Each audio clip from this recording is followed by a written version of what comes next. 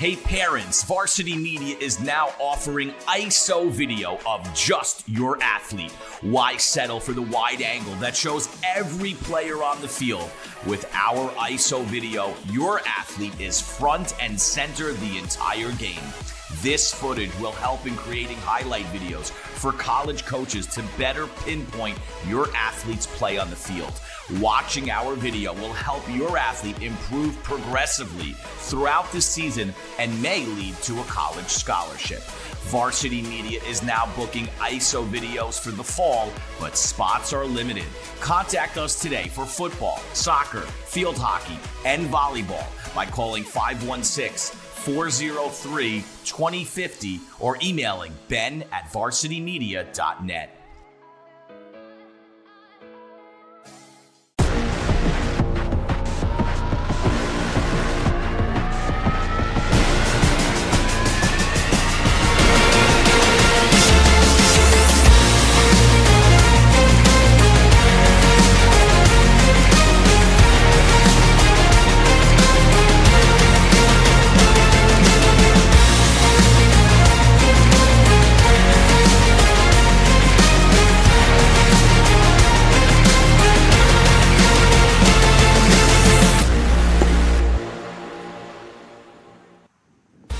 It is Wednesday, September 3rd, here at Darcy Field in Rockville Center. This is the Varsity Media Sports Network.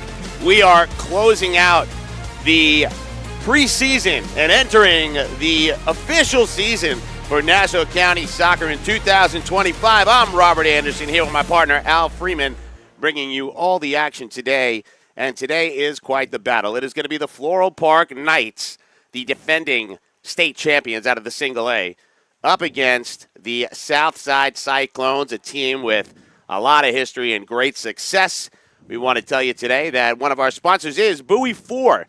Bowie 4, one of the big apparel companies. Start your team store today with Bowie 4. We'll give you those websites and phone numbers as we go through the sponsorship. And we want to thank Lifestyle Sports, the lineup today. Nearly 50 years, Lifestyle Sports has been Long Island's family-owned destination for sporting goods, workwear, and medical scrubs. Top brand apparel and footwear, folks. Visit the Wanto location 7 days a week or shop anytime at lifestylesports.com. And once again, here we are. And there we see him, Al Freeman. It's your state champion. Floral Park Knights led by their head coach, Akil Rodney. Al, what do we got in store for us today with these Knights facing off against the Southside Cyclones? Thanks, Rob. Well, what you have is you have two teams that are trying for the magic. Okay, for the Floral Park Knights, it's to recreate the magic of the state championship team. And it comes with a lot of accolades, and it comes with some what I would call responsibility. For the Cyclones, it's trying to create the magic that they've had in previous seasons with a deep and talented team.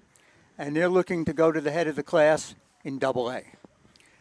Both teams are not leaving anything to chance. They've had a really productive summer. They've worked hard. They've played hard in the South Shore Summer League. And they actually ironically met in the finals of the league championship 2 weeks ago and then went to penalty kicks to show you how close they are in ability. Southside emerged with a 5-4 win in PKs to take the championship. The other thing that we should know is that this is kind of like a friendly grudge match.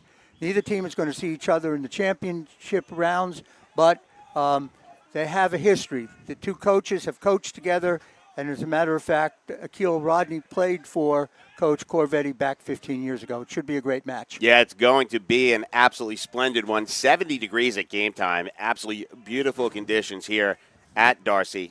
And today, again, the preseason is ending, and we're going to begin the regular season. You said it ended in PKs. In the goal for Floral Park, it's going to be Zach Sarcona. And for the Cyclones, it's Gavin McDade. And Sarcona getting the first action there, Al. Yeah, he was a backup keeper last year, but they are very high on him. He was on that state championship team, and Coach describes him as a great shot stopper. And right now you can see the pace of play. Both of these teams really bringing it out of gate. Here's a little bit of room there. I think the pace of play is going to be a little high because both teams are coming out, and the energy and the nervousness is going to, it's going to force the pace of the game. And speaking of pace, coming back down the other way. And again, we got to just remind everybody at home, it is Southside in the red. It's Floral Park in the white. Both teams rocking the red and white. And so far, it has been an up-tempo game, back and forth the entire time. Nice header there by Mason Wu. Get the ball down, and here's a quick break, but broken up. And now, very technical teams, right? They're not scared to get shoulder to shoulder, but both of them very technical and maybe setting up a cross here. Well, one of the things we're going to find out early is the presence of Darcy Field. Darcy is one of the largest fields in the county. And all summer, the teams have been playing on fields that are a little bit more narrow, and we're going to see if either team chooses to use the width of the field productively. And this is the home of the Southside Cyclones.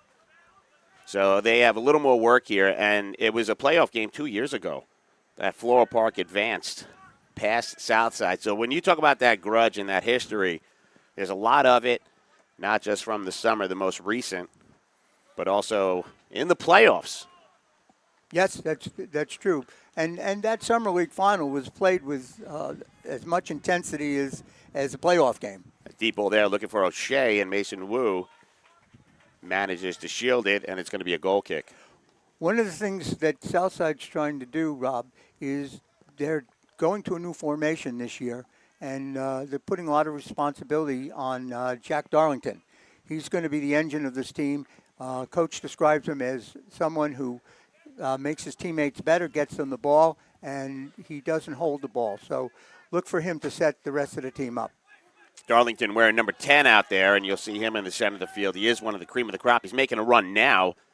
Ball gets all the way through behind Darlington, and they would love to get him on the score sheet early, at least with a shot.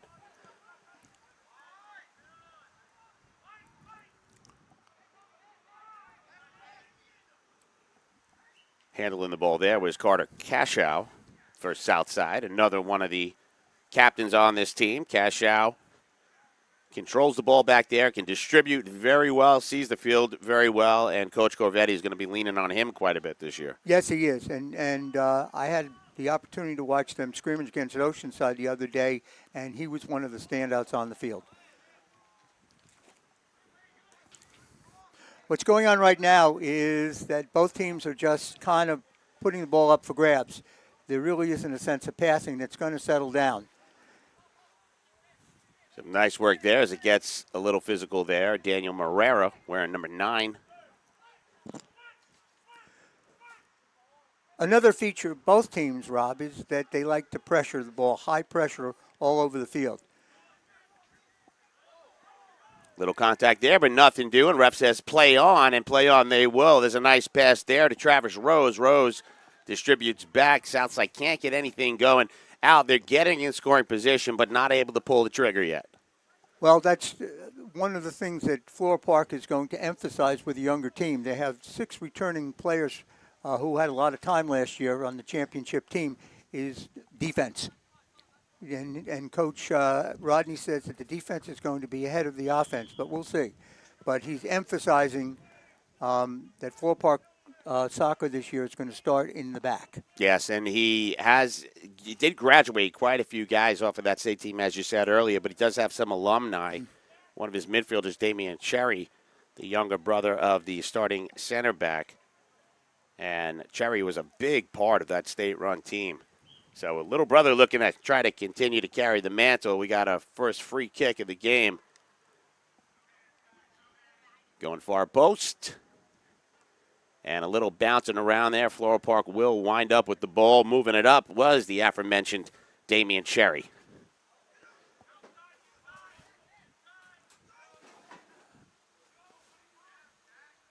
Now, you notice that the ball is going up in the air a lot. Again, both teams need to settle down and keep the ball on the carpet. And we got a call there, and it looks like a little bit of hard contact and another possession there. Nice Short little pass, cash out, trying to get this ball up the side. Coach Corvetti saying they're going to give a lot of looks, a lot of different looks on the free kick, in the formations, playing it short, playing it long. So he's got a whole new bag of tricks this year. Well, with the 3 forward setup and 3 midfield, there's going to be a lot more room to use the width of the field, and that's what their intention is.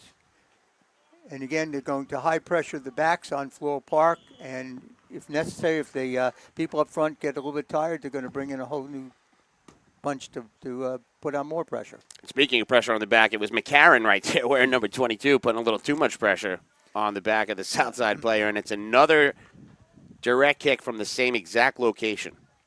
Carter Cashow again. Yep, and Cashow is the man that Southside trusts to put the ball forward in these situations. Ball deep, looking for Declan O'Toole, but headed out of the zone by, I believe, it was Joseph Donovan.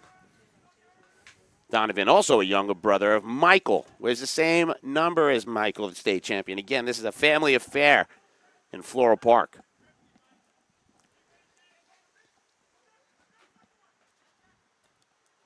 And now, to your point earlier, we are waiting to see them just kind of settle this ball down. A lot of bouncing. Once it gets technical, both these teams can put on a show. And one of the ways that you get the ball moving is to take less touches. And right now, I think players on both teams are over-touching the ball. And that could be nerves. I mean, again, this is a preseason game, folks. This is not the show that it's going to count in the standings for the regular season. But it is a matchup that both coaches value. Southside doesn't play their first game until Saturday, and that's a face-off against Manhasset. So they've got time. They've got time, and they can play everybody and get full reps. You make a really good point. This isn't the end of the season. This is the beginning of the season. So we're finding out about the players, who can do what and for how long, and settling down and settling in and learning to play with each other. Floral Park just missing a through ball a little bit earlier there as Colin Levine had broken that up. And now we got some eyes down here right now. How about Declan O'Toole, number 22? Big, tall player, strong, moves the ball well. He's quick. They want to get him going on the left side. They've got some size. Southside's got some size in the middle. Yes, they do. And that doesn't necessarily mean that you have to put the ball up in the air all the time. No. But right now, Charles McCarron wants to get that ball up in the air. Charles taking the throw in here. We'll see how big of a throw he can get if it's anything like his big brother. Pretty good throw. That's serviceable. A little bit of contact, but it's going to go the south side way. Colin Levine taking the throw. Levine looking for O'Toole. Nice header there by Akash Doshi. Darlington shielded the ball very well, but then he didn't find the open man. And look at the open man. They're right there. I mean, you see O'Toole. Look at him next to Doshi. That's a size mismatch.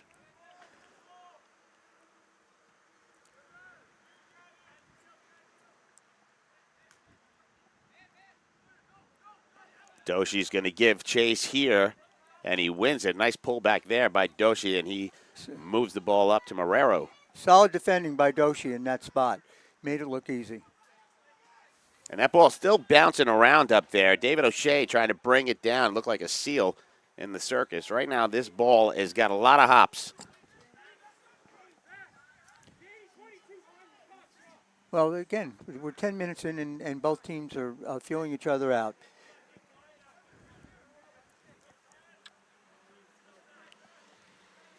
David O'Shea, the junior, wearing number 10 in the middle for Floral Park. He was part of last year's team. He was hurt much of the season. Coach said he can link the play well. He's crafty and clever with movement. And you can see he's just looking to try to settle that ball down. It seems like he's in on every play that's in that midfield. Good players find the ball, and the ball finds the good players.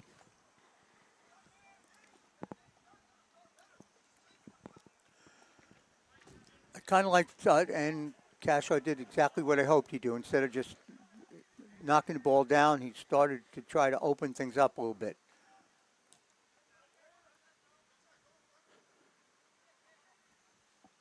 And here comes Southside again.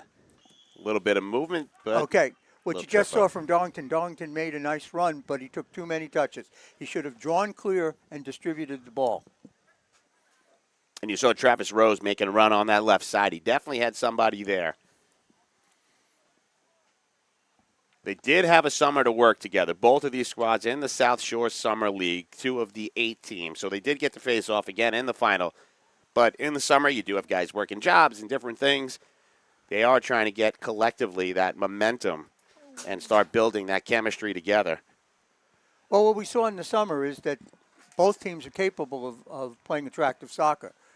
Right now, again, what's happening is the first game, on an important opening match for Southside, second match for Floral Park, they're not settled into what will be their normal routine and their normal looks. And Coach Corvetti also was facing off against Oceanside a little bit earlier, so he's coming out playing some tough teams in his preseason. He's got aspirations of a nice playoff run team, and he's got the pieces. I got to see them this summer, my team in the Summer League as well, and they are smooth. Ball sent in deep. And again, Floral Park defensively not having the size advantage, but managing to win all the 50-50s on those free kicks.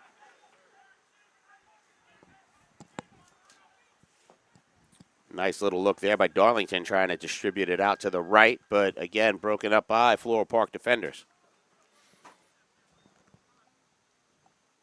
So, Al, what are you looking for right now as far as Southside goes with the 50-50s, trying to control it down in the offensive zone? What do they need to do differently? That Floral Park's winning all these 50-50s and managing to change the direction of play. Well, The way to take that away is not to allow them to take a piece of you. They're allowing themselves to be set up for the tackles. If you move the ball quickly and you use the space on this field, you get the other team chasing you. And that's the way to, blunt that. But right now they're using the field as though it's 45 or 50 yards wide. And there's a big kick there right on net, and the second opportunity. And a good stop there by Sarcona to stay with it, but put it right in his breadbasket. I believe that was Michael Forker up there. No, it was well taken ball, but Sarcona was up to the task. Forker is the striker up there for Southside, one of the guys that's going to make a lot of their runs. And ball was put on his foot, just couldn't connect, and Sarcona in the right spot, tally up a save for him. The free kicks, though, right now, they've been getting a lot. They've got to try to make do on that. That one right on the keeper. They tested his hands and almost worked to their advantage on the rebound, but nothing doing, and still goose eggs up on the scoreboard, and we're about 15 minutes in. Well, one pattern's emerging is that right now the Cyclones are forcing Floral Park to foul them. This is about the 5th free kick. And indeed it is the 5th free kick.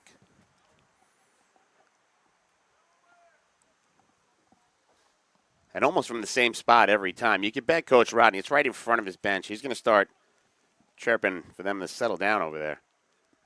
Nice ball put in, and the header on the net. Sarcona gets on top of it. It was Declan O'Toole getting the head on it. Great backhead by O'Toole and very alert save by Sarcona. Not as easy as it looked, right? Nope, you change not that as easy as it direction, looked. especially with a big guy like O'Toole. So I guess Sarcona now with 3 saves. And that one probably the most impressive of the 3 so far. So Southside starting to chip away over here. Here's a nice ball. But again, broken up by Declan Lawley. That was a great pass. There it is. And the shot on net, and it's a goal. First one on the board. And it's a tally.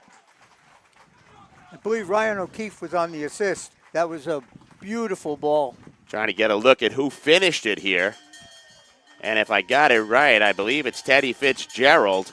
It is. There's Fitzgerald getting all the pats on the back. So a nice job by Fitzgerald to get it past Sarcona. 1-0 Cyclones. And that's what they were waiting for, Al. They got some pressure. And well, O'Keefe took it right down. He didn't hold the ball. He put it right through onto the foot of his teammate.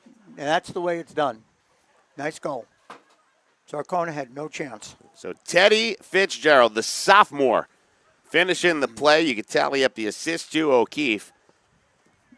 And you saw Coach Rodney call the troops over right after that goal. Every single white jersey head on over to the bench. And Coach Rodney, hands on the hips. He's been here before. His team can play down. Well, I'd like to remind you that in that Summer League final, Southside had a 2-0 lead in the second half, and Floral Park came storming back and forced the tie. And you know, I'm on the phone with Coach Rodney quite a bit, and he said, I love that we can do it. I don't want it being our identity against the good teams. It's going to be tougher. So we'll see what they are made of here today. Down 1-0. Southside finally converting. Fourth shot of the game. And there's a nice long ball sent down to Parker Lee, who's now in the game on the right side. Lee's got some speed up there. 10th grader, brought up from JV during that state run, and his brother was the first captain, Nicholas Lee, in the class of 2023.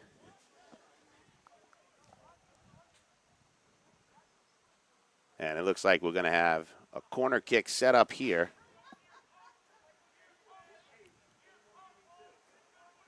Good opportunity now for Floral Park. It's Samuel Amorati. Nicely headed out. Southside's starting to look very comfortable. Well, but Southside, one of the things they have to work on, and Coach mentioned it to me in the course of our conversation, is they have to make quick changes. Now, on that particular play, they didn't pull out quickly enough and left the ball in for Floral Park to have a chance to score. If they're going to pull out, they need to pull out more quickly. Everybody's got to sprint out. There's going to be another throw-in now here for Floral Park. Doshi took the first one. It was kicked out of bounds by Levine. And now maybe looking for a little bit of a bigger throw, and they get it. But an illegal throw, foot up, and that is, oh, boy. You saw that? I knew it. I looked right at Coach Rodney. You know him. Foot's up, and all of a sudden you saw the tape roll flung out of his hand. But to this point, if Floral Park's going to be successful, we're going to have to be calling the names Kroon and Amorati. And so far, I haven't seen them have a chance to touch the ball much. No, outside of that corner kick with Amorati, we have not mentioned Kroon's name much at all, like you said, and he is a corner piece of this. Brady Kroon, a stud athlete and an integral part kid of last year's team. Yeah. And he's one of the ones that Coach Rodney is looking to show the way for the rest of his team. Kroon is the epitome. Donovan as well. If you remember the two of them, I feel like the epitome of like that lunch pail mentality. They come out to bang and play soccer. And, yeah, they definitely need him to start. Well, you know, every coach will tell you about the great players on his team, but always refer to the lunch pail players as their favorite players. You said it. Amorati sends that one in a really nice kick, but directed out, I believe, off a Floral Park player's head. But defended very well by Southside. They really packed the box in there on those corner kicks. Well, they doubled Kroon in the corner. They were not going to let him break out. One of the advantages out to you, and you know this, when you've got the kind of size that Southside's running out there, on those corner kicks, you put those big bodies offensively and defensively in front of the net. Good chance they're going to be moving the ball in the direction they choose. Well, so far they've been money on those defensive restarts deep in their own area. Gavin McDade over to O'Toole. He's going to head it towards the middle.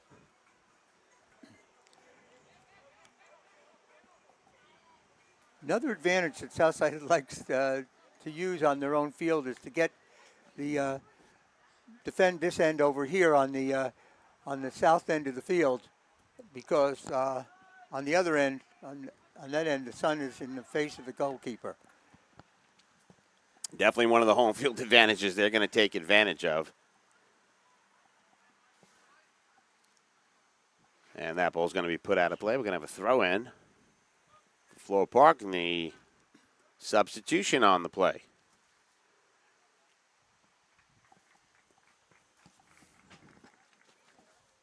And for Floral Park, it's going to be Daniel Marrero checking back in as Akash Doshi heads off. Oh, no, he's taking the throw. Correction.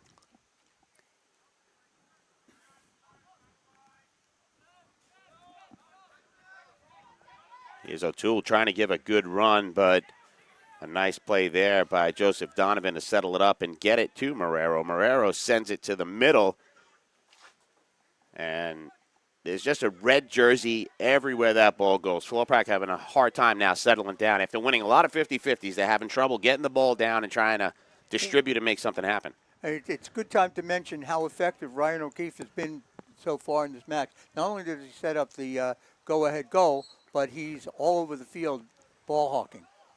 He certainly is. He's one of those pieces, too, that you know is going to be an integral part of any kind of run. And he's got a motor.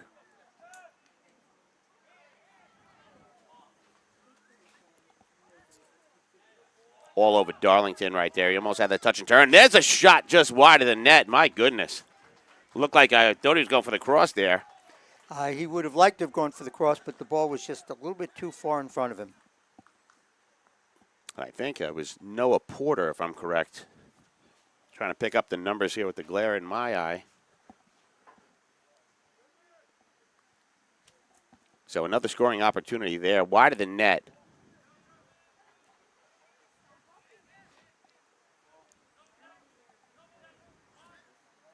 There's Teddy Fitzgerald, the goal scorer, sending it up. Giving chase is Michael Forker. Forker trying to get it, but a good battle there with Joseph Donovan. And, boy, I'll tell you, Donovan's carrying on that family name quite well. He is really a tough defender back there. Again, wearing the same number as his brother Mike. Well, you also notice that Southside was high pressure there in the corner, and they are starting to use the edges of the field, and they're starting to get some gaps in the defense for Floral Park. They definitely want to open it up for sure, especially against a very physical Floral Park defense. Header goes the wrong way. But now settled down. O'Toole giving chase, and that's going to get cleared out. David O'Shea trying to get a run on it, but again, cannot settle it down. A good play there by Mason Wu. Floral Park maintains possession, though, and here's David O'Shea again, but we've got a whistle. What do you got there, Alan, offside? I believe so.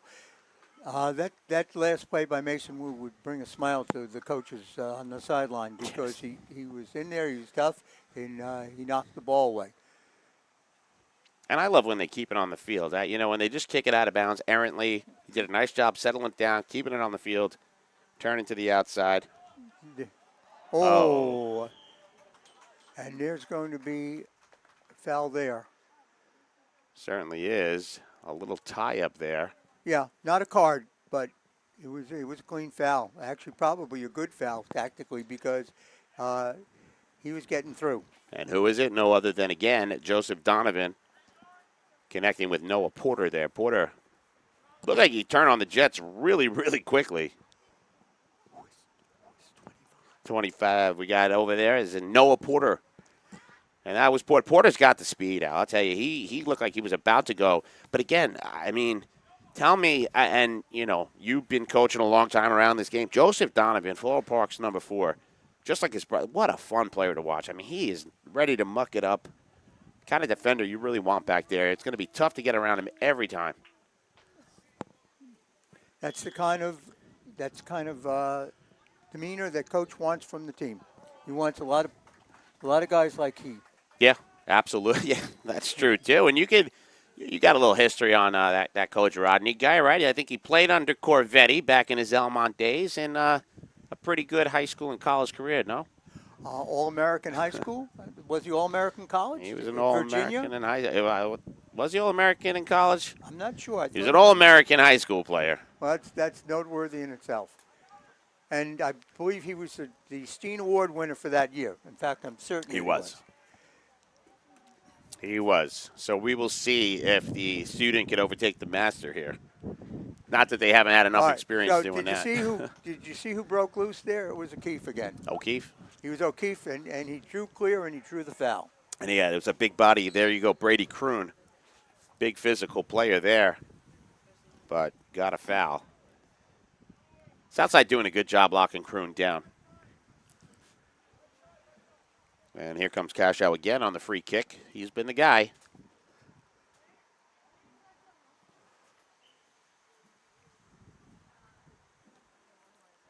And that one is sent deep. Kroon breaks it up. Good job by Kroon getting ahead on the ball. So it's 1-0 Southside. Teddy Fitzgerald notching the first goal of the game. 14 and a half minutes remaining in this first half. One of the reasons that there are so many fouls by Floral Park is because Southside is now winning the 50-50 balls. That's 100%. They heard you. They heard the conversation and made some adjustments there, but that is a big difference in that Floral Park dominating the first 15 minutes. And now Southside not just winning the 50-50s, but managing to get it to their feet and controlling it extremely well.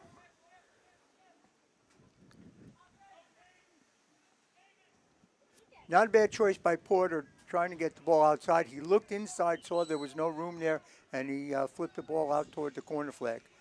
It didn't work, but that doesn't mean it wasn't a good play. No, and I tell you this, the Porter is one of those guys that definitely draws your eye. You know, he's out there, and the minute he gets a touch, he is off to the races. I mean, he just burns.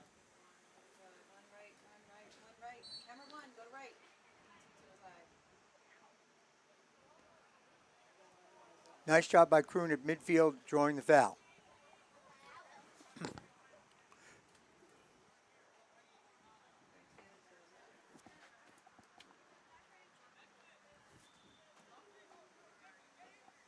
So it's now going to be Floral Park, the Knights, getting their first free kick of the game. Tells you which way the physicality has gone. Big boot there.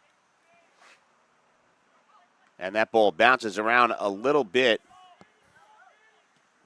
Ammirati tried doing something with it, but they've done a good job shutting him down as well. And that's one of the big scoring weapons up there is Ammirati. He had that game winner versus Port Washington. And Ammirati, just a pretty dynamic player. He's going to be one of the top scorers on this team. No, I think Porter, even though he got through on that last go-round, probably tried to do a little bit too much at midfield. He was well advised to bring the ball down and look to distribute. And that one is on McQuaid, and he manages to handle it. Is that his first save of the game? That's his first save of the game on my tally sheet. So Gavin McDade, the senior, welcome to the party. Save number one right in the breadbasket. And a nice boot. Giving chase, a nice shoulder-to-shoulder, but a shot there just wide of the net. That was a world-class effort by Infante. Caden Infante, just wide, and you said it. I mean, he was shoulder-to-shoulder, got a little broke loose and used that left foot, but it went wide. Not easy to get space against this defense, but Infante doing a really nice job on that first step and then just taking off. Well, that's a good point that you make. It's not easy to get through on this defense, but Southside is finding the holes. And again, because this field is bigger, there's more ways to get through.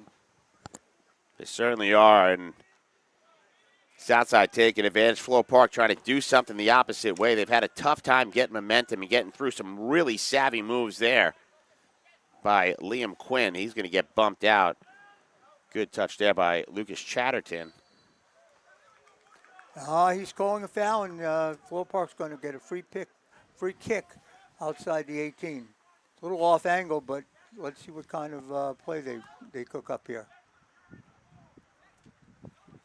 Gosh, Doshi looked like he didn't want the ball. He's walking the other way, but they're going to set it up now, and it's going to be Joseph Donovan on the free kick. He's going to ask for 10.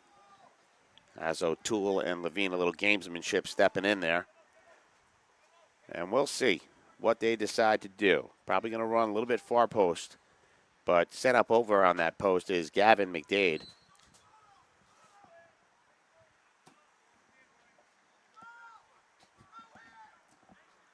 Donovan serves it, keeps it on the ground right at McDade. Not what you want to do with that kick in that position, but... Well, I'm going to take a little bit of an issue with it. That play might have been set up to put the ball there and have someone run across, but they were late getting there. Could have been a tough run, but it didn't look like anybody broke. No, I don't think anybody did, but I think the way it was blocked. But if that was the play, then it was not a bad. Fair enough. If you got it through the teeth of the defense, if someone came along and just touched it, they had a goal. Yeah, nobody broke on that play, and a good scoring opportunity there, and we'll call it another save for McDade, his second of the game on that free kick.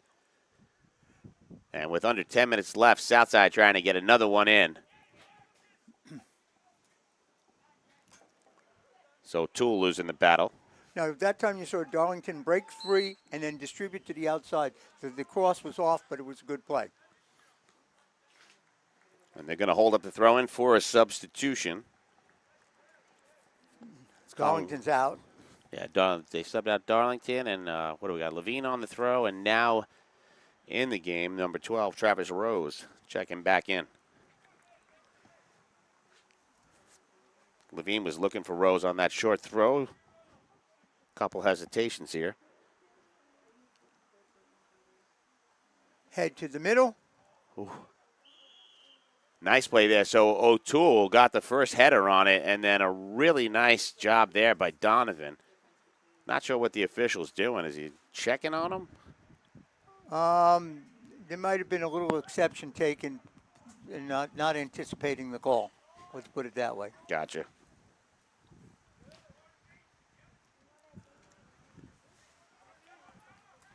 And that punt coming up short.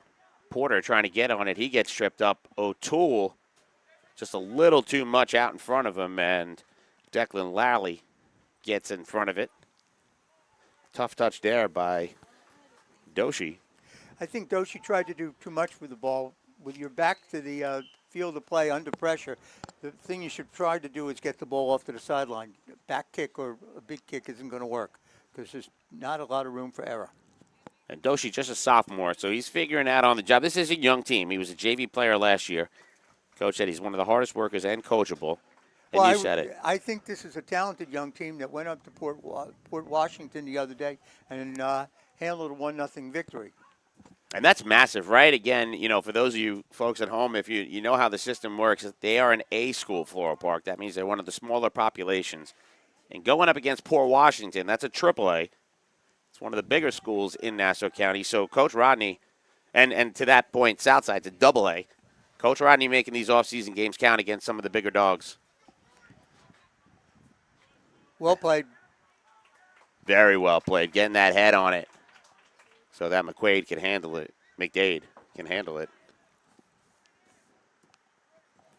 That was Colin Levine on that header. Yes, sir. Let's give him credit. That was well done. See, again, number 2 for Floral Park. Name escapes me. You've got it on your... Oh, that's James Black on Floral. He tried to do too much with the ball. Instead of settling and looking to distribute, he's trying to just punch it forward. Floral Park's got to settle it down now. That's what you've been waiting, right? It seems like they're really, they're hustling, but they're not settling the ball down. They have all the elements. They play fierce defense. They play hard. Right now, they've just got to let their skills do the talking. Nice little touch there to Black, but no room. They are just swarming. The minute there's a touch, the red jerseys just descend upon the ball. But that was a good attempt to put some passing combinations together. Southside diagnosed it correctly, but that doesn't mean that it wasn't well thought out by Floral Park there. They're one touch from getting through. And you see that out of these teams that Coach Rodney has. Corvetti as well. They build triangles. They move the ball really well. Quick touches. And again, a very young team out there.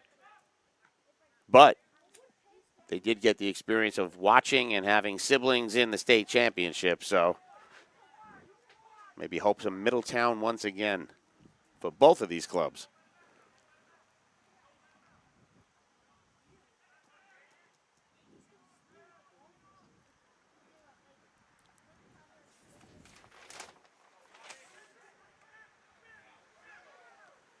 Oh.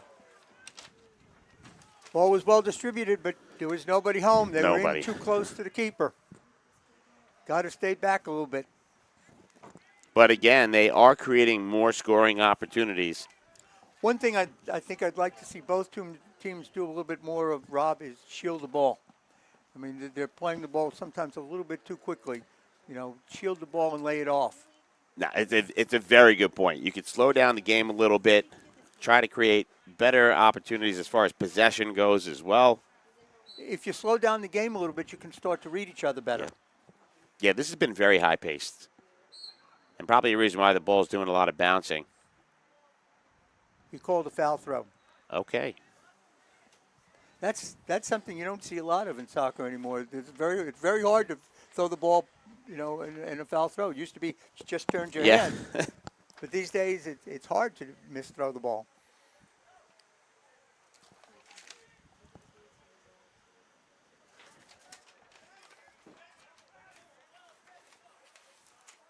Doshi waiting on this one here as the clock continues to dwindle. We've got a little over 4 minutes remaining in this first half.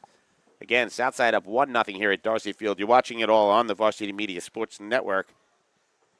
See, that ball, I don't know if Southside was just trying to clear it, but it was just a wing and a prayer when he put it in the air.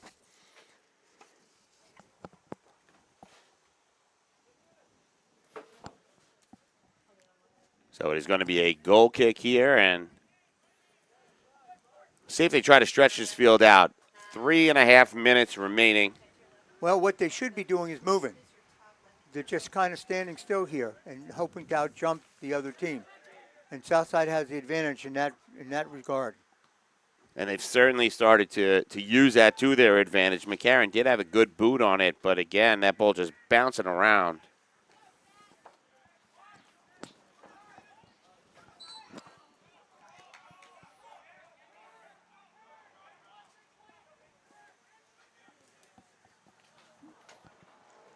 And it's going to be now another free kick here for Floral Park. You got the clock up on the screen. You can see there's like about 3 minutes left. So while that's plenty of time to work with here, Floral Park would love to try to get this thing tied up. And there's a nice boot there by McCarran. Almost squirts through, but broken up again. And a really nice play there. Just getting the foot and disrupting the play. Colin Levine. Said his name a few times. Yes, you have. But again, McCarran has a good foot, but if you want to get the ball inside the penalty area, you got to get some movement because you're probably not going to out-jump the tallest Southside team. Yeah, and they are having trouble creating space now. Big throw there. Has a lot of air time. Bounced around on the head. It bounced out to Kroon. Kroon almost had the ball on his foot. Couldn't settle it down. That's a tough. That was a touch. tough ask. But if he had done it, he had a corner of the net to shoot for. It looked good, right? Kroon's the guy you expect. I sat there and I had bated breath, and we're like, we're going to say his name. Yeah, no.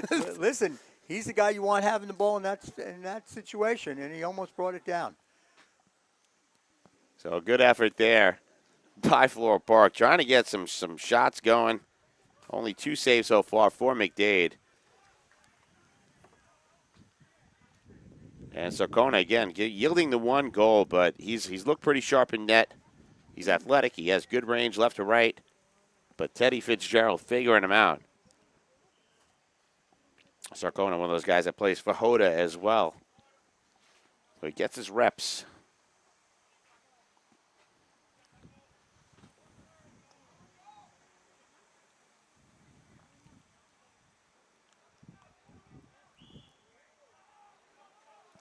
The feet got tangled up. Advantage goes to the defensive team. Good call by the official. They've done a very good job out there. You know, we talk about it quite a bit, but we've got excellent officials. First half has been almost flawless for the officials.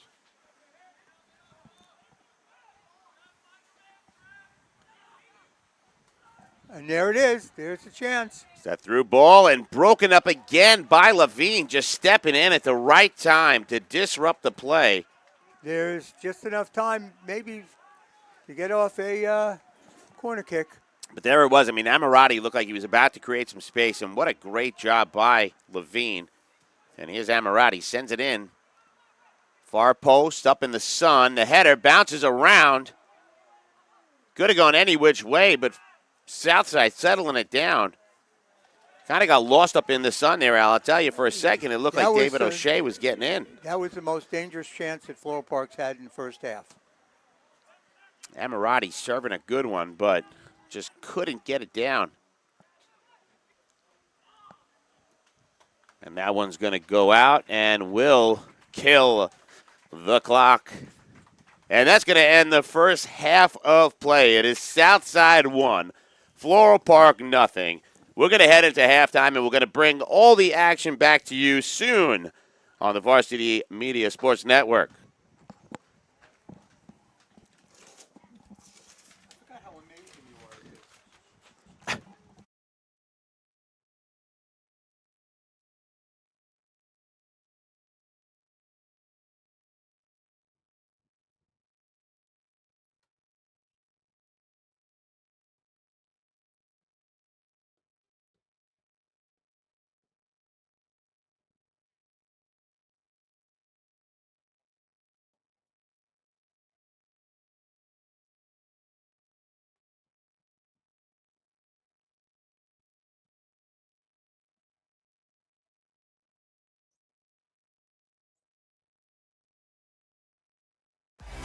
Don't forget to subscribe to our YouTube channel for upcoming schedules and content, and on social media at Varsity Media.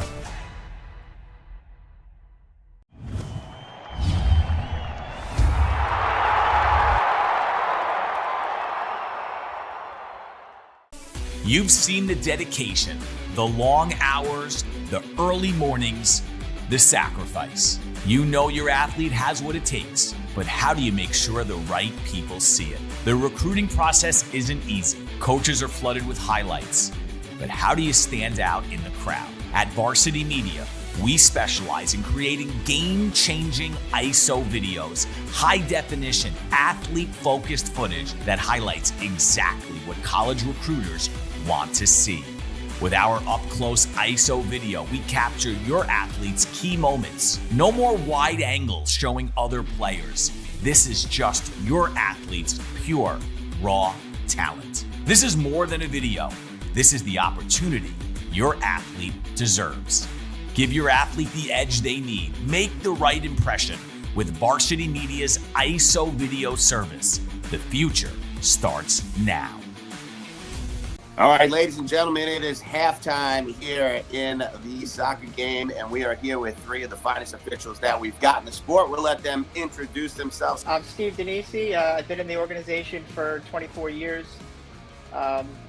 Also a college national referee, USSF regional referee.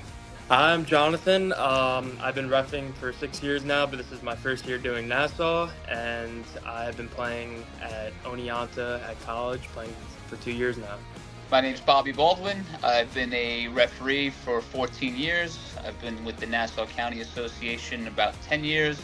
I'm also a NYSOA NCAA official, in addition to a USSF and futsal referee.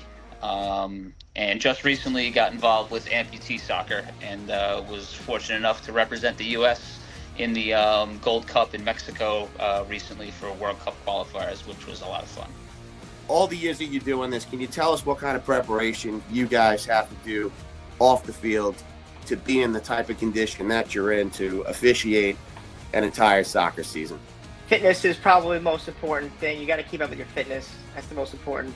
The rules, because they're changing, and just watching the game, all the clips that you see on TV that are shown at all the games, and the best way for education is watching soccer. And Jonathan, you're new to Nassau County Soccer. Can you tell some of the young guys that are interested in joining, or the older guys that are interested in joining the association, what did you have to go through recently to get to where you are today?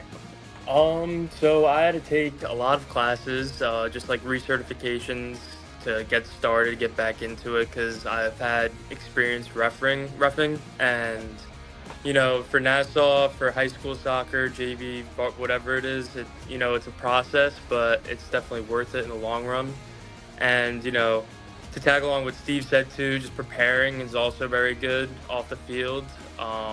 I always grew up playing soccer and, just watching it on TV, so that also helps a lot, tag along preparing and, just having that experience is very, very helpful. What kind of things do you look for as an official and make sure that your games are going well? During the game, as a referee, you're constantly measuring the temperature of the players on the field, trying to determine who's frustrated, and so we can identify problems before they manifest. We try to manage those situations as best we can. without having to use the whistle, hopefully, and or worst case scenario cards. But that doesn't always work, and those tools are there at our disposal to be used as necessary. You know, I have to say that over the years, the coaches and the players and the association have been working together, and I really see an improvement all across the board, whether it's spectators, fans, player behavior, bench decorum. We've made strides together, I think, in finding a good middle ground, because at the end of the day, it's always going to be a little crazy, and that's why it's fun. As referees, we feed off of that energy. What kind of advice or what kind of message you want to give to parents? You know they're an important part of our game, fans in general. I think the spectators, I think the most thing is to be positive and to set a good example for their young student athletes. If they're screaming profanities or negative stuff throughout the whole contest, it's not a good way to grow. Not every call is going to go their way. You know, it's 50-50. You have a 50-50 shot at getting it right. That's what we always say. But if you see the overall big picture, I think a lot of fans don't understand the overall big picture of the game. And the big picture is this: one call doesn't decide the game, and sometimes they harp on the one big decision. Now it might be a big decision, but remember, soccer is, whether it's 70 minutes, 80 minutes, 90 minutes, 120 minutes, it's the whole length of the game. So they, as the athlete should perform throughout the whole contest, the referee is also performing throughout the whole contest. Can you tell people just one, I guess, basically, and we're going to try to put that graphic up there, but how people can get involved if they want to become officials, and advice that you have to young guys coming into the game? We've worked hard on the off season to recruit, first of all, a lot of newer referees, a lot of referees that are experienced, and but new referees to the organization. I think that's going to be reflected on the field this season. You're actually, for the first time, going to see 3-man crews on regular season games, which we never thought would happen, at least in my lifetime. So that's really exciting, and a testament to the recruiting that we've done at Nassau County Boys Soccer Officials Association. So that would be the best place to go, is the website, Nassau County Boys Soccer Officials Association. If you Google that, it'll come right up. Just make sure you've got Nassau Boys. There are several different associations out there, although ours is certainly the best. Like what Bobby said about recruiting and stuff, we're really excited, because in the next 3 years, we want to be really, really young, really, really top-notch in the state, and that when we send the best product out to the field, the fans are going to appreciate it, the coaches are going to appreciate it, and more importantly, the student athletes are going to appreciate it. We want to thank all of you guys for joining us here on the Varsity Media Sports Network, and very honored and privileged to be talking to you guys this evening. For all the latest Varsity Media updates, including our game schedules, be sure to follow us on social media at Varsity Media, the home for New York high school sports. Back here at Darcy Field on the Varsity Media Sports Network, it's Floral Park taking on Southside Cyclones. They lead 1-0 after the half. We got to thank those officials. A great job there, folks. Please get involved. You heard from 2 veterans and a youngster in the business. We would love for you to get on board. And speaking of get on board, what we didn't get on the board were the players to watch. So we are going to now highlight some of the players that we've discussed already in this game. And we are going to start it out with the Floral Park Knights.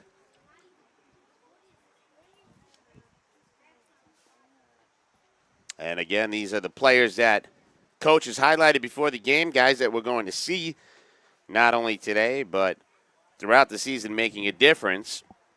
And some of these guys, both of these coaches are expecting to do big things. So we're going to get Southside first. We had the mix-up of the Reds, which is all right. So here come the Cyclones. And the players that Coach Corvetti wants us to talk about is Jack Darlington. And there you can see how intense he is. Sweaty head, the captain. All-conference player last year. And Carter Cashow, captain out of the back. So one in the midfield, one in the back. Darlington controlling the pace. Cashow extending the field. And those are your Southside Cyclones. And Al, you talked about both. How about Darlington? Darlington's living up to his billing so far. He's He's a great distributor. He makes things happen on the field. Once he settled into the match, he was very effective. And Carter Cashout wearing my favorite number, number 5. Well, whatever number he chooses to wear, Rob, he was a very dominant field player in the first half, and good good distributor on free kicks. And he is doing a great job in that, leading to it. And there is the circle. You can see the Cyclones. Now you notice as we start the half that the north end goal is sort of in the shadows now, and the sun is no longer directly in the eye of the keeper. Yeah, they know exactly what they wanted to do there, and they took advantage of it. And there you get a look at the Floral Park Knights huddling up. And 2 of their stars, Al, we talked about it, Brady Kroon, 3-year starter, all-conference player. We're waiting for him to get something going. He's been shut down by Southside. And Samuel Amorati, a game breaker, the kind of guy that can extend the field, that can get those through balls, breakaway play, great on the corner kicks as well. So, Al, what do we need out of Kroon and Amorati for this? Well, let's start with team? something that kind of got lost in the shuffle at the end of the half, is the fact that in the last minute of play, Floral Park created a number of chances and almost got the equalizer with less than a minute to go. And you can dominate a half, as Southside did pretty much most of the half, and have the other team come back at you and score the equalizer. So Southside's got to be worried because Floral Park has that ability. They did it in the Summer League final, and they're looking to do it again here today. You said it, and it is those guys, Amorati, who was a key part of that. One of the top players on this squad. And look at Floral Park coming out of blazing, and that's what Coach Rodney does do. He gets those guys rocking and rolling out of the gate. I've stood on the sideline in games with Coach Rodney, and he is a fire plug. He certainly He demands that level of intensity from his players. And, you know, we know a lot of our colleagues, right? We've got a lot of coaches in Nassau County, everybody to varying degrees, working as hard as they can. One of the things I'm probably the most impressed with the young coach is his ability to break down film and plan a game. I mean, he has got notepads of things and minutes and film. So preparation, obviously something he learned in college. I'm sure Virginia had a lot of film time. Well, but that's a great point, though, Rob. Many people who come to watch games don't realize how much time in the film room that these coaches spend. And, you know, going back years where the film wasn't easily available, now these guys have access to game films all the time, and they're able to pick apart what the other team is doing and try to counteract it. Yeah, it's a great tool, and even for your own team, too. Again, picking things up, looking, but it is wide open. And let's make note, too, on the field in red, wearing number 7 now, is Quinari Mesquita, and a guy that you will see on the field quite a bit. Coach said he was saving him for the second half, so we'll see what Mesquita can bring, but that changes the dynamic. He's a strong, physical, quick player. In short, he's a game breaker. He's a game breaker. We saw it last year, and he's grown in stature, and he's put on some muscle, and he could be a very important player for the Cyclones this year. And you see the throw in there by Mike Matarana trying to set him up. Can't get through. But what a luxury when you could have him sit for the first half and then, hey, surprise, look who's here. Good header there. Not on the back. Nice move by Sebastian Bueno. Bueno, another touch. Haven't said his name much, and now he's getting in the mix. Good ball there, sent up to Amorati. Nicely done by your favorite number 4. There you go. There's Kroon sending it, looking for Amorati. But giving chase there, caught a Cashow, and he gets rid of it. Kroon. Right now, McDade in the nets is having a little trouble getting the ball out of his end. We have to watch that going forward. And while the shadows have creeped out, you see him putting his arm up over his head. He's just tall enough that it's messing with him a little right there. Yep, in the far end of the goal. Yeah. So if Floral Park can put it in the right corner of the net, they've got something going. You got the scouting report. We're not telling.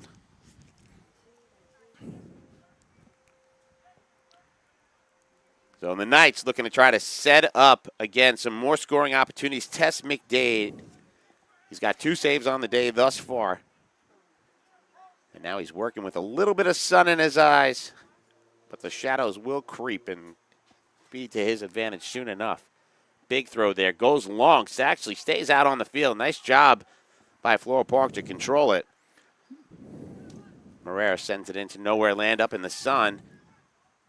Southside doing a good job trying to bring that ball down. O'Shea getting involved. O'Shea Nice breaks touch, through. nice Good touch. touch there, and here he comes. No, close. Joseph Donovan almost broke through, but you got to give, like you said, nice touch. David O'Shea doing a real nice job of handling that ball down there.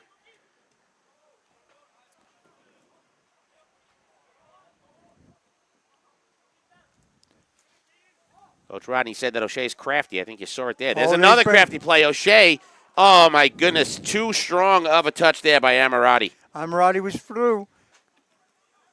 A little lighter touch, but that's a hard thing to do when you're going on the dead run and touch it softly and keep the ball in front of you. And in a 1-0 game, I'm sure the anxiety as well, but what a nifty pass there by O'Shea. Already we're a couple minutes into the second half, and you see that Floral Park is changing the dynamic here.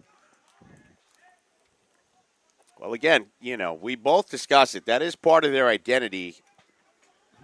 They don't want it to be their identity because that's playing with fire. Wow. And that was a little miscommunication there between the back and the keeper. And speaking of playing with fire.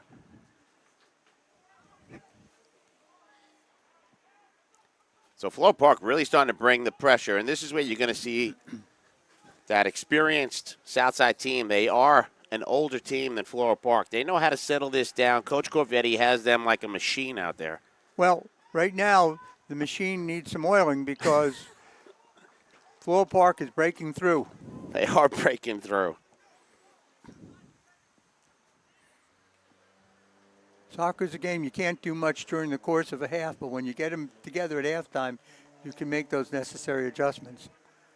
We'll see if they also make any kind of adjustments. I'm trying to count now. Are we still playing 4-3-3? See when they start turning it up right now. But you got to wonder if they're going to try to maybe just send too high and try to create more of a Maybe that's a little too early to do that. Yeah.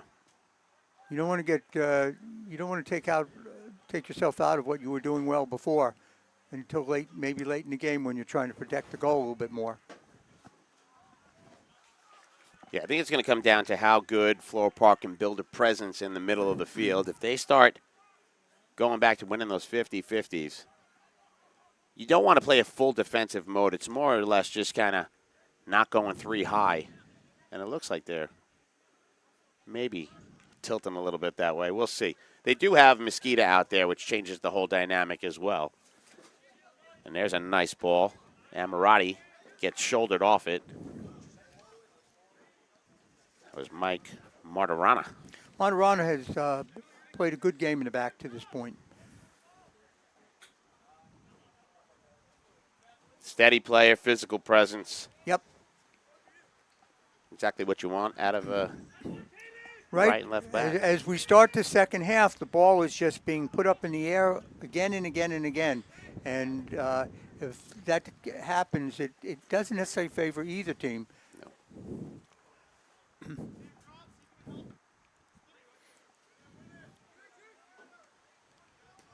There's Kroon with the touch, sending it back in.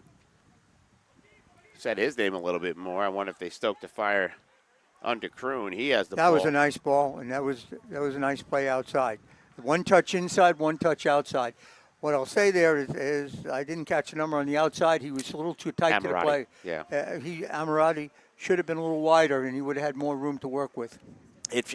I won't say he looks uncomfortable. That's not a fair thing to say. But right now, Ammirati just looks like he's a few miscues, like he's just off by a step. Well, that's again early season. True. But you saw Kroon look for Ammirati on the outside, and that's a winning combination for the Knights.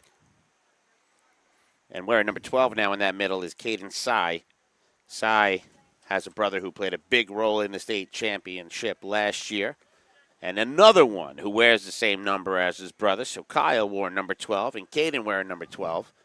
And I believe Caden is the backup keeper for the Knights. He is. Yeah. And an all-county volleyball player last year as a 10th grader. And we're told again that he's going to play volleyball in college. Yeah, his coach said he's legit volleyball player, but a heck of a soccer player as well. But how about all these brothers? And Oh, that was a handball there. Yeah, the that was- referee's caught it. It's going down Floral Park's way. And you could say that the official out there, referee Joe Donovan, decided that was going to happen. He knew. But how about all these siblings? Really cool that Floral Park's got these young guys. And to wear the number that your brother wore tells you about, just egos tempered and whatnot. They carry in the family name and the number. Well, you love when that happens. That's a sense of family that carries down from one soccer generation to another. That's, again, the way you build a program. And a credit to both of these coaches. Floral Park is a small community. Coach Ronnie tapped into that. And, again, Coach Corvetti, a local Southside guy. You should see the team-building exercises that these coaches do off the field, which is a credit to both programs. It's not just meeting the kids on the field. They try to build a sense of community within the teams. Yeah, and Coach Corvetti, Southside alum. Yes, he played for me. No kidding. That is fact. And he was one of the best 6'3" forwards I ever had. Ball put through, broken up nicely by Southside. And how about a nice shot there going wide, and what a boot put on there.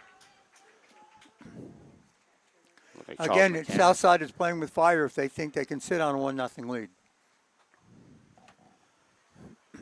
No, they're not going to sit. I mean, you do have to. It is something that's going to haunt you, right? When you know that this team can do that. Well, but they've gotten just a little bit less aggressive, and they're not starting to build in this first part of the half the way they did in most of the first half. Right. That's a long way of saying Floral Park is taking it to them. That is certainly a good way of saying that.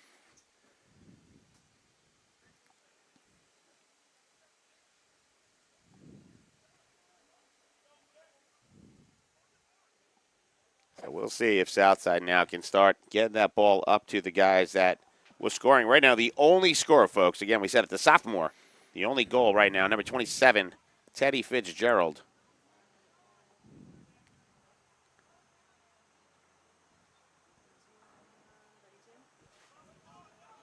Good effort, but it still results in a goal kick.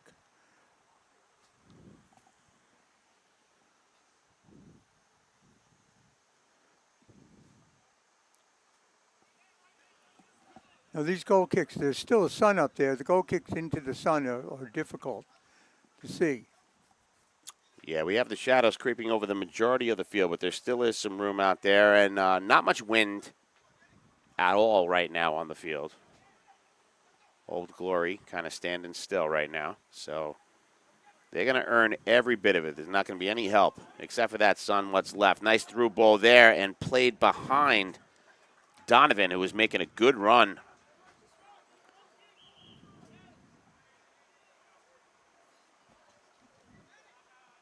And again, when we talk about that team building, it was goalie coach Chuck Phelan we were talking to, who said that it's really become a big part of their identity here, that they spend a lot of time doing the team building and getting the parents involved. And I think the parents appreciate the effort.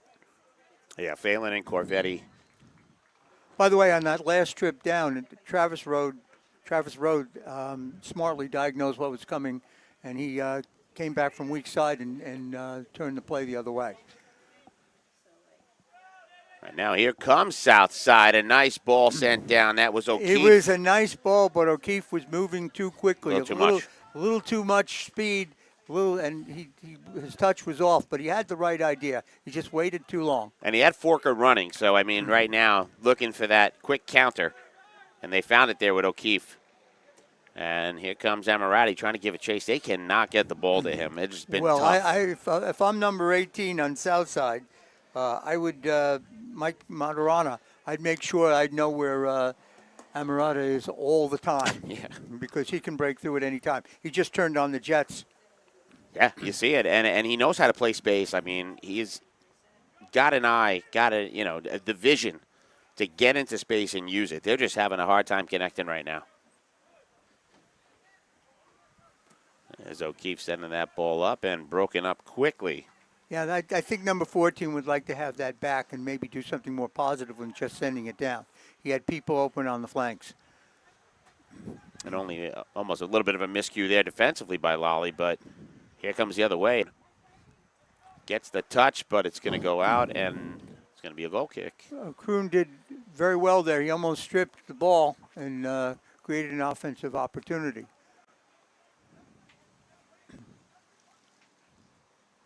Plenty of time left on the clock. 26 minutes remaining in this preseason matchup. Probably the finale for both.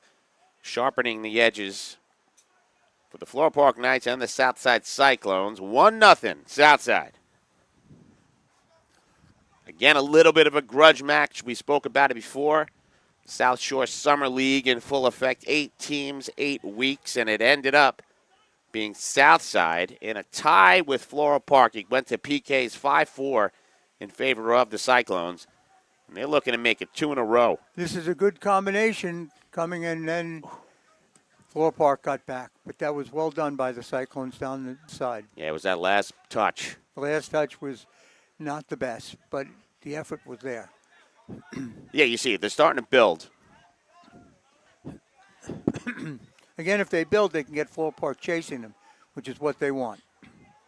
O'Keefe, a really nice ball there, but a little bit behind Forker, who got turned the other way. But that could have been a real pretty goal.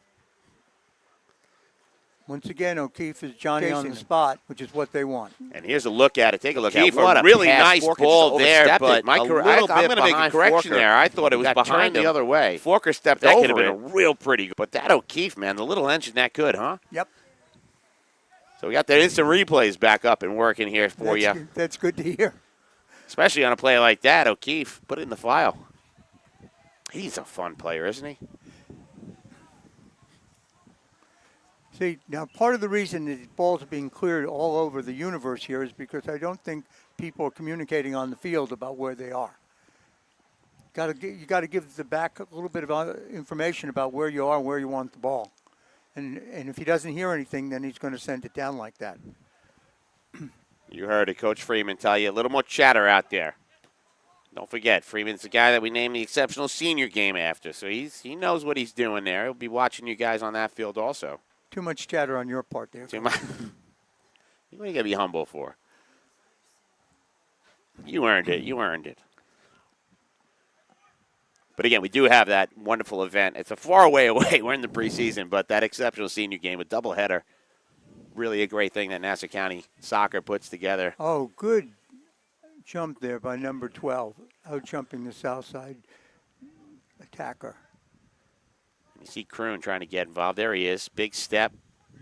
A little bit of a hard touch there. Nice ball to Sai. Sai tries to get it through. There's Ammirati. Ammirati tries to break through, but a nice defensive touch by Martirana. The difference between Ammirati getting loose and getting bottled up there was how his body was angled. If he was a little wider, and he would have been able to come into the ball. And you give credit to Martirana there, too. I mean, he did have him twist in a little bit in the wind, but no one to get in his way here. Ammirati on the corner kick.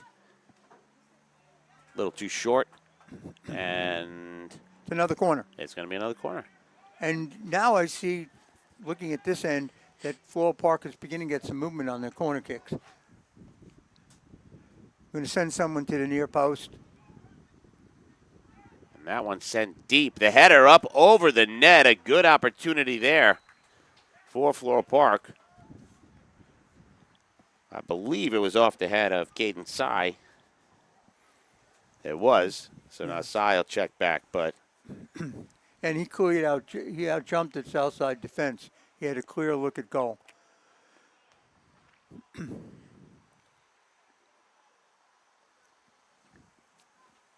Sarcona checking the lay of the land. McDade, sorry. And he sends that one down. Ball's still doing a little skipping around.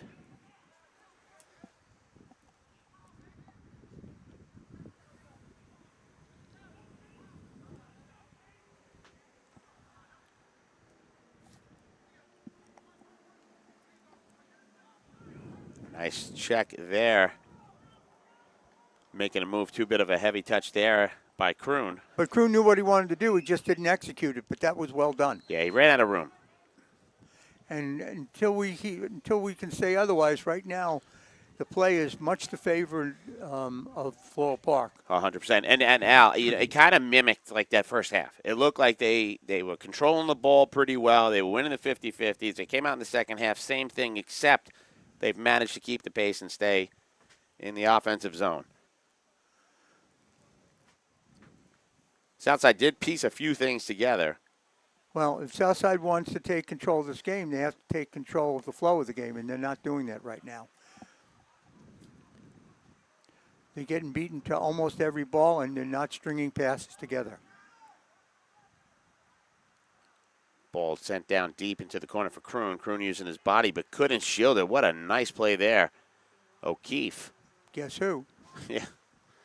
And another size mismatch, but not when it comes to Hart. That kid is as big as they get on the field.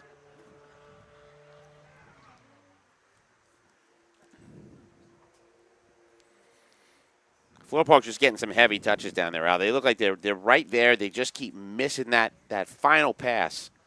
And you do it enough times, you're going to get it right. And they've got time left on this clock, folks. 20 minutes. We are 3/4 of the way through the game. 20 minutes remaining. 1-0 Southside. Teddy Fitzgerald, the only tally on the score sheet so far. And a nice assist by O'Keefe. They're going to put it down on the carpet. That was a foul coming forward by Floral Park. Illegal charge.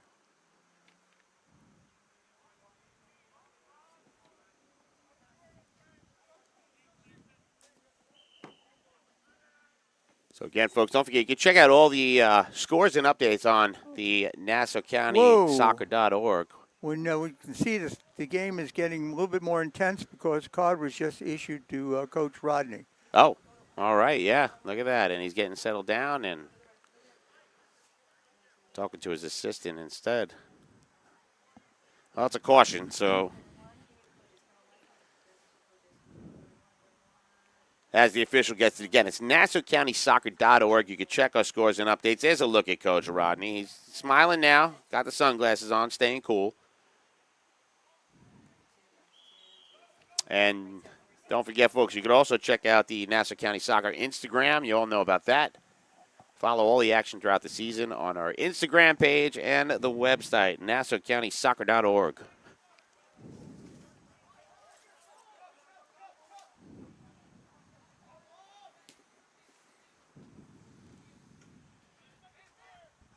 And here's O'Keefe. He gets pushed off the ball, but stays with it. O'Keefe just battling Donovan now with the touch. Ammirati back to Donovan. A nice slide there and looking for a call, but none going to be given. It's a nice tackle there by Carter Cashow. No, it was a clean tackle all the way. But, again, your number 4 comes forward. Donovan is making himself felt even more this half than he did the last half. He is an impressive young man. And, again, his brother Michael, we're not supposed to say this, but I told Rodney, he was probably my favorite player on that team last year. Donovan, just a tough, tough kid. And his brother following in the footsteps. But lost in that last play, Rob, is when O'Keefe had the ball, he had nobody to pass to. There was no one on his flank, and everybody was waiting for the ball to be played forward. Southside still trying to piece it together. That's number 8, Caden Infante, trying to just move that ball around. He'll get the throw. Well, Southside forced a throw deep in Floral Park's end. Let's see if they can do something with it. Do they have a long throw?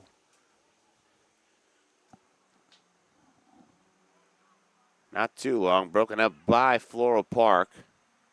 And back the other way. Ammirati getting a tough turn on it, but quickly put back into play. Looking for O'Shea, but here comes the Cyclones back the other way. Oh, and a nice move there by Darlington. Darlington shot on net, pushed back out, and the pass behind Noah Porter. A little frustrated there, but Darlington getting a nice scoring opportunity. That was a nice scoring opportunity and shows what he's capable of.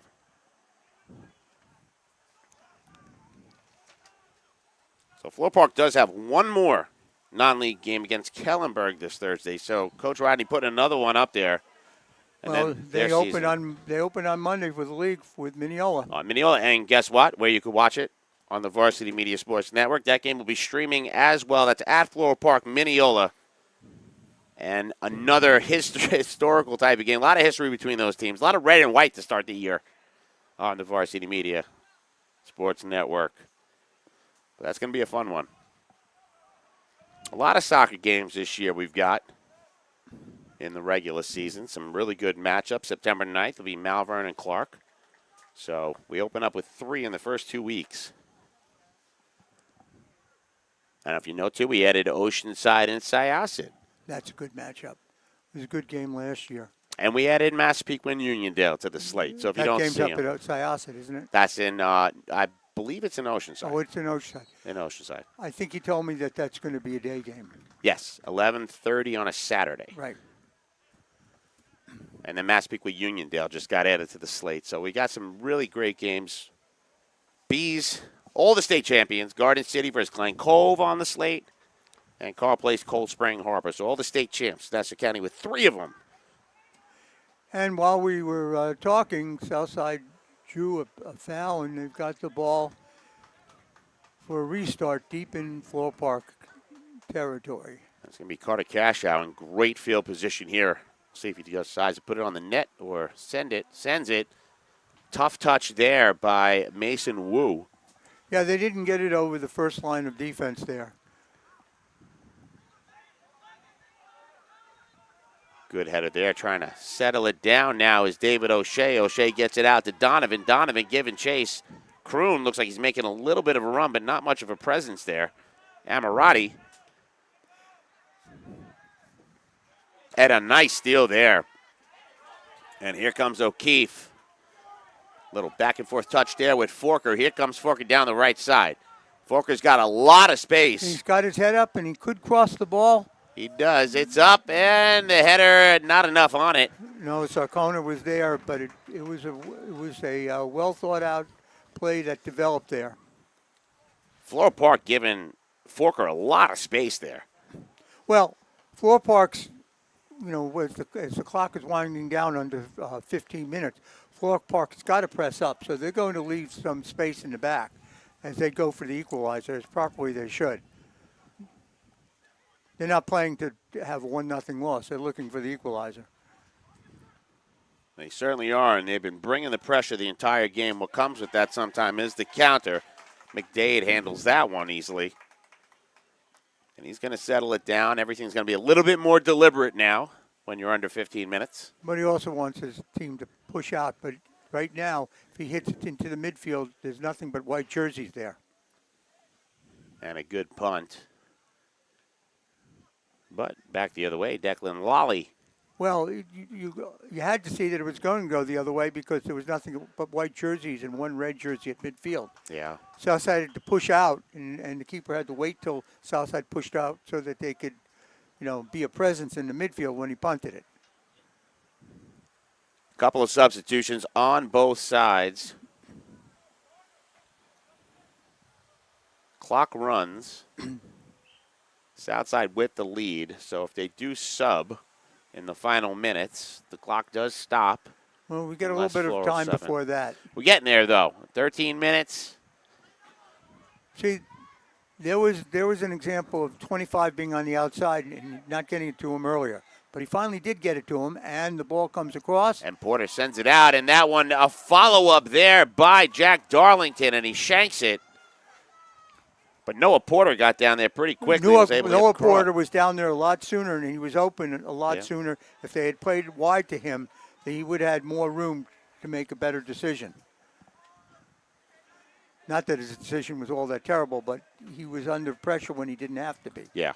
And then by the time the ball got to Darlington, just a little bit of a late swing on it. But I'll say, even though it has been the case that Floral Park's had more pressure, I think the better scoring opportunities have gone to the because Cyclones. of the counterattack possibility. Sure. Because Floral Park is pushing up. Southside, if they move quickly, will have counterattacks. Giving up a lot of space on that right side, though, I'll tell you. Porter got open. Forker got open. A lot of shoving there. Yeah, that was a called. clear-cut foul. Yeah. And you understand why number 20 did it. He wanted to win the ball, but he just gave the restart back to Southside, which is the best thing at that point that could happen for them. Absolutely. Clicks down the clock a little bit, and Cashow's got a big foot.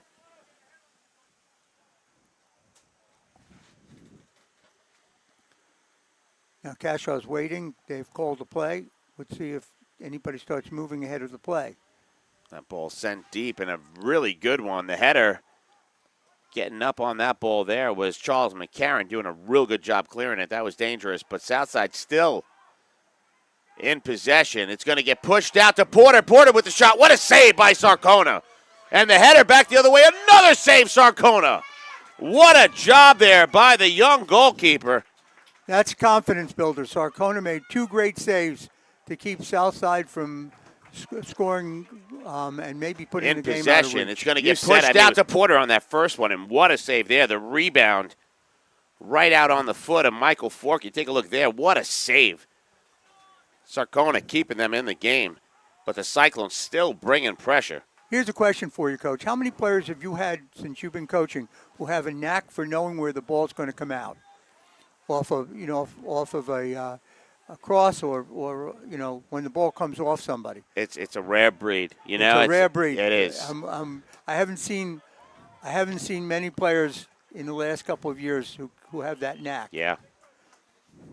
You're right. It's one of those. it's a full instinct. It's my grandmother said it's a gift. It's a gift, and instinctual. It's a total, based on all instinct and. But what a scoring opportunity. And again, it all developed on that right side. I understand you're making the push, but you got to bottle it up. Well, again, they're going for broke, and that's their style. And again, you're playing on a large field. When you want to push up like this on a large field, you're going to have to give counterattack, and you hope that your players are up to it. And your keeper showed that he was up to it. Well, this thing, nothing short of what we expected out of these two teams. Took a while to settle the ball down, but they are battling right now.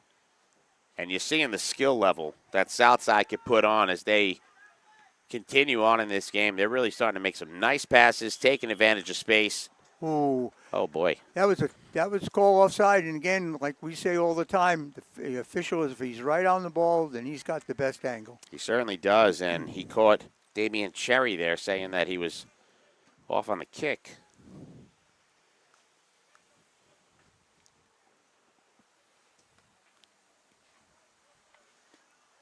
Now this is where, on those free kicks, Southside would be well to get the ball to somebody and not just leave it up for grabs. If they can control the ball, keep it down in their area, they can take minutes off the clock. So it's really important to win these throw-ins and long kicks. And what Southside can do also here, Rob, is if you get a ball like that player on the Southside, the midfielder did, instead of trying to turn with it, shield it. You're going to get a foul. You're going to get a foul call because the kid's going to try to take it away from you, and you're going to get a foul call, or you get somebody to come back and you can lay it off to them. Absolutely. And you're going to disrupt the pace of Floral Park, and there's no doubt about it. Cherry trying to break through past to Kroon. Kroon's going to send that one to the middle, looking for Ammirati, but broken up. And a nice heads-up play there by McDade to pull that ball down. McDade read that all the way. Nicely done. Now, again, he should allow his team to push out and get right up on the Floral Park defenders so that they don't win the ball in the air so easily.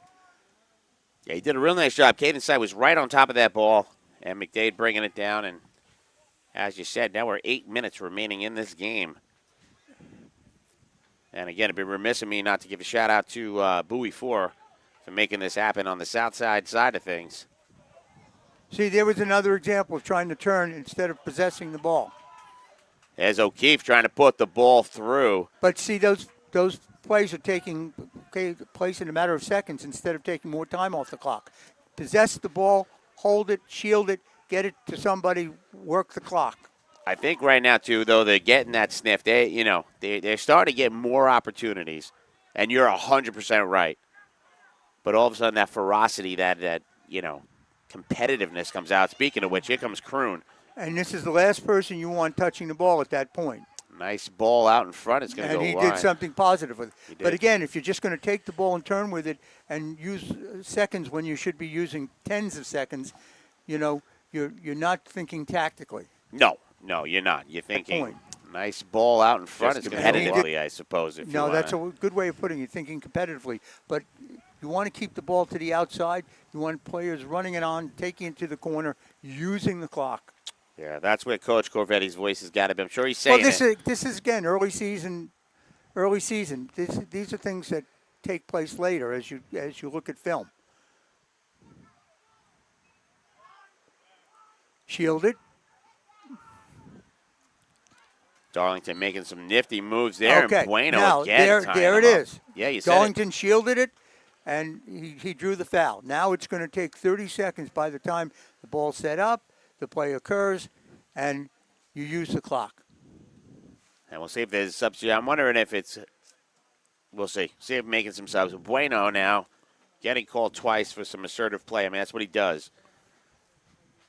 But he's got to settle down back there and not give up the free I would try to keep the opportunities. ball away and maybe play it to the corner. Cashow sends it deep, looking to try to connect. Well, it got exactly where they wanted it anyway, to the corner. But it was a nice save Yeah, by looking. Floral Park there. Might have been looking for, I believe, Travis Rose.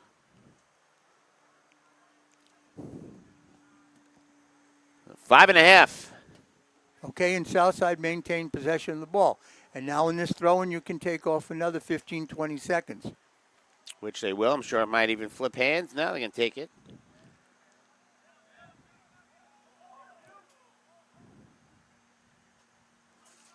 That was Mosqueda trying to break through. A little slip on the right side with Porter. Porter giving chase.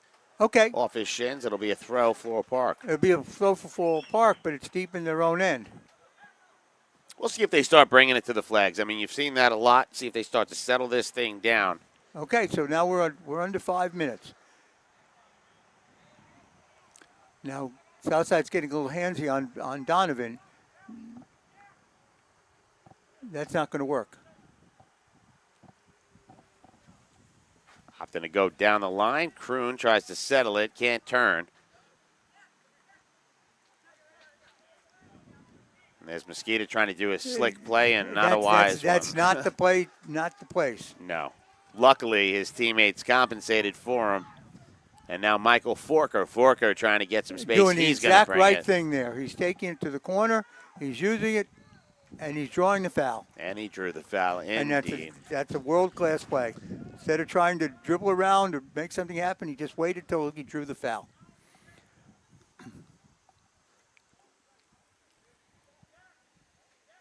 And they'll switch to kicker and slow it down a little bit more. And now coming in is going to be Teddy Fitzgerald. I'd put someone right there. I'd put someone on Kroon. I wouldn't let him there and loose. And they're leaving people back, so they're doing the smart thing. And Floral Park wants to get the ball out and down as quickly as possible. Fitzgerald's going to send it. And that one off the head of Declan Lally and goes straight through. And it's going to be a throw-in now. See, now what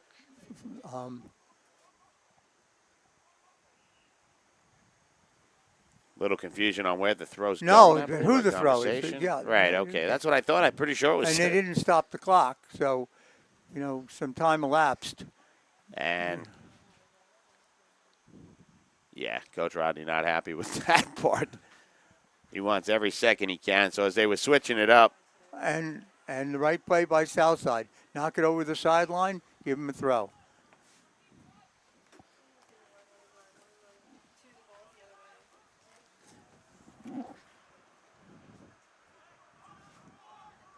and there's Coach Rodney getting involved in the play, trying to keep the pace going with 2.5 minutes now. Floral Park's got to go full tilt. See, they should be looking. There should be someone on a square. Playing it down the field makes no sense.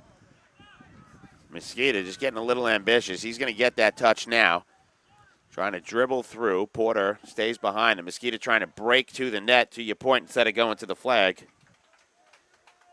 Porter was right there. Could have been an easy back pass and just they settle might it have down. drawn a throw-in and taken more time off the clock, which is what the purpose of this little dance is. Take time off the clock.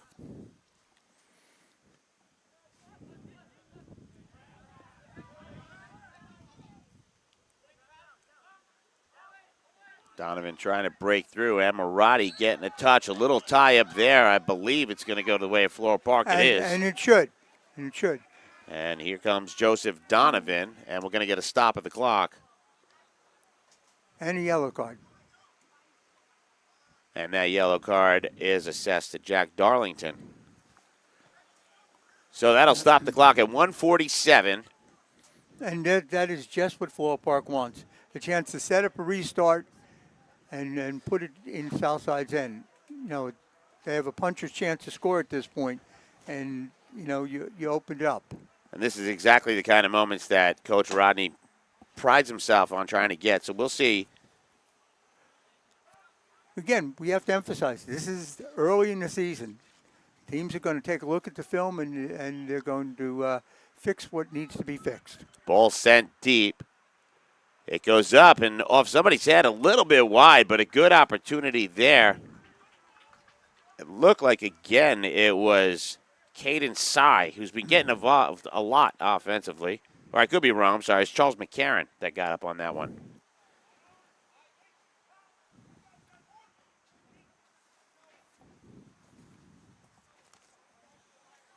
So McDade taking his time back there.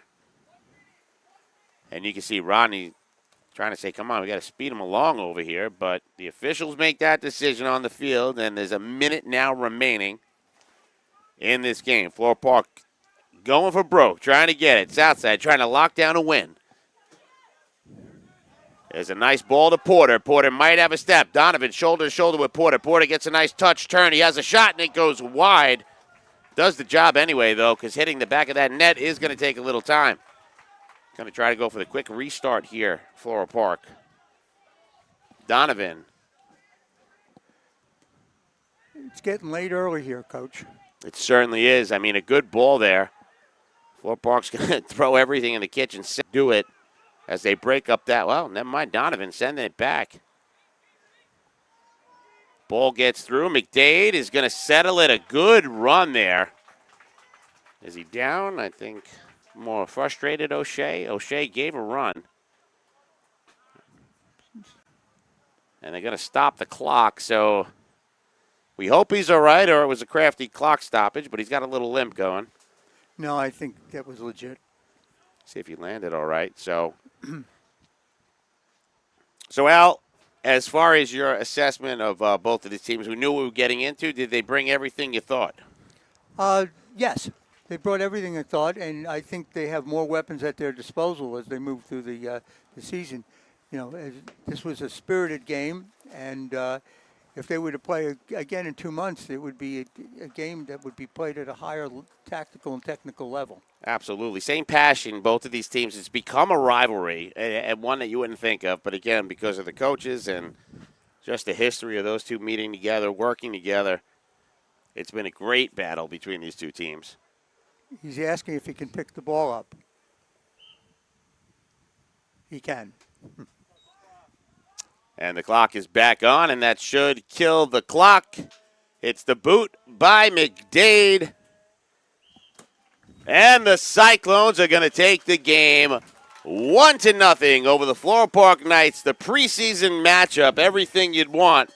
The next stop for Southside is going to be Manhasset in a league game on Saturday for Floral Park. It's going to be Kellenberg, some of them in attendance in non-league on Thursday. Al, give us your final thoughts. Obviously, everything we thought.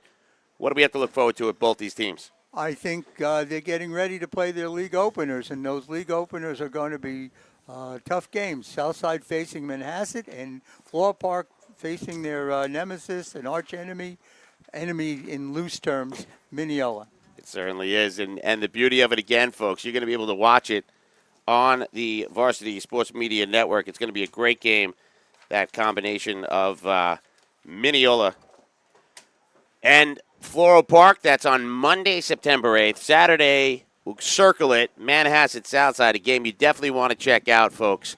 And that's going to wrap it up here at Darcy Field. So we're going to say goodbye for now. We'll be back here with Floral Park on Monday, September 8th. For our executive producer, Ben Turchin, our technical director extraordinaire, last minute, get it together, Becca Kazaks, cameraman Jeff Damo and Tony DeMaso, my partner Al Freeman. I'm Robert Anderson. Thanks for joining us here today, and we'll be back on Monday with more Floral Park Nights soccer.